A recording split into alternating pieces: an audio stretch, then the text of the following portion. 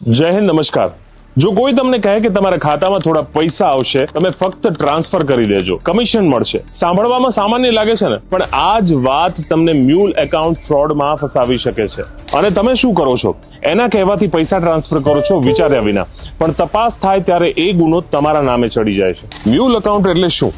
તમારું bank account કે UPI ગુનેગાર પોતાના ગેરકાયદેસર પૈસા રોકવા માટે વાપરે છે। એ પૈસા સ્કેમ, હેકિંગ કે સાયબર ક્રાઇમ માંથી કમાયેલા હોઈ શકે છે। તમને લોન આપવા અને તમારા ક્રેડિટ સ્કોરને સુધારવાના બહાને એની વાતમાં ભરોસો બનાવશે અને કહેશે અમે તમારા ખાતામાં થોડા પૈસા ઉમેરીશું, અને એ માટે તેઓ તમને તમારી યુઝર આઈડી અને પાસવર્ડ આપવા માટે કહેશે। જેમ કે કોઈએ સ્કેમ થી લીધેલા 50,000 તમારા ખાતામાં મૂકે, પછી કહે કે થોડા પૈસા મોકલો મારી બહેનને, તમે મોકલી દો। હવે એ પૈસા પુરાવો છે અને તમે મની મ્યુલ બચવા માટે આટલું કરો।